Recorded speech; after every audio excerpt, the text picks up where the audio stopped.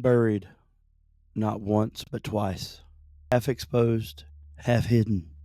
When the Usaberg Mound was opened in early 1900, archaeologists found one of the richest ship burials of the Viking Age. Inside were two women laid to rest with the wealth and ceremony of kings. There's a detail that turns reverence into something more unsettling. The ship was anchored, tethered to the earth by a great stone, for a vessel that would not ever sail again. I'm here to bring you real stories, the raw truth behind Viking legend. In a field near Tunsberg, Norway, farmers cut into the ground and struck a timber. Not a wall, a ship. The Usaberg vessel had been buried within a mound with grave goods that speak to status and ceremony.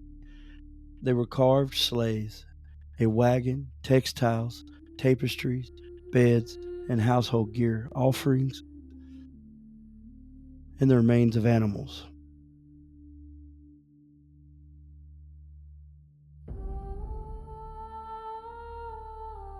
Not a simple grave.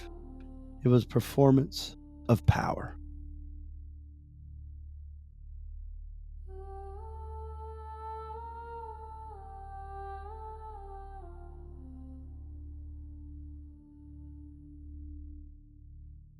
Here's the chill.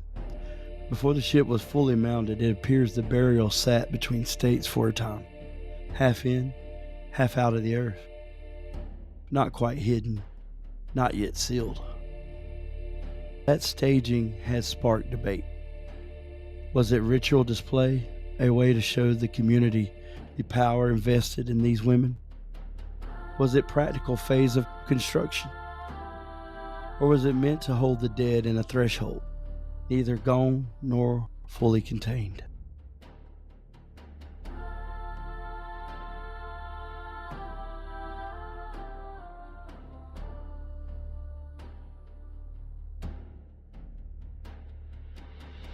The ship was pinned.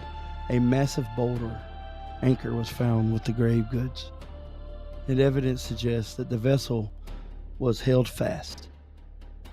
You can read that as engineering.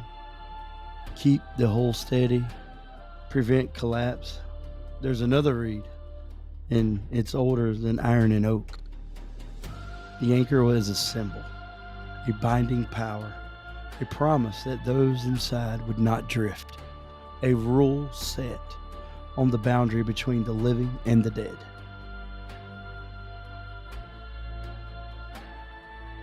Two bodies, one older, likely advanced in years with signs of illness, one younger, midlife. Scholars have proposed that the identities and roles, but none are proven. Perhaps a queen tied to a legendary dynasty. Perhaps a vulva, a seer whose rights could shape the outcomes of a hard world. The younger may have died at the same time and could have been part of the ceremony itself.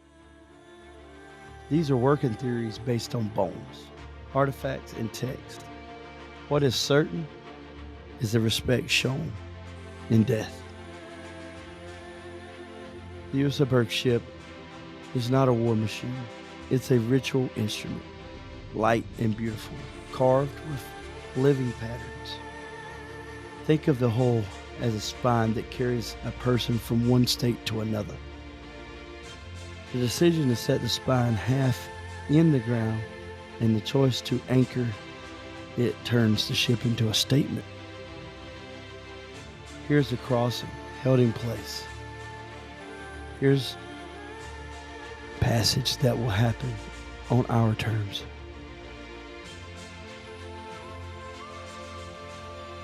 Popular stories frame Viking power as iron and fire.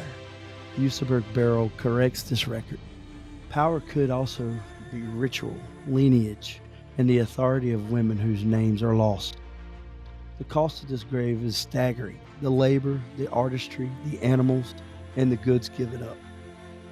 Even the earth was moved to make a point.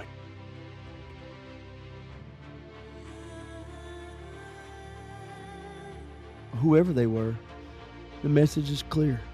Remember them. The mound did not remain untouched. It was disturbed in the past by people searching for valuables, and later by science trying to understand what happened here. Even so, the meaning survives, half in, half out, anchored to the earth. Two women placed at the center of a ritual that still unsettles the living. The Usaber ship no longer sails the water, it sails time. Remember this when someone tells you the Viking story is only raids and kings. Some of the strongest hands on artillery belong to women. The ship still holds the line.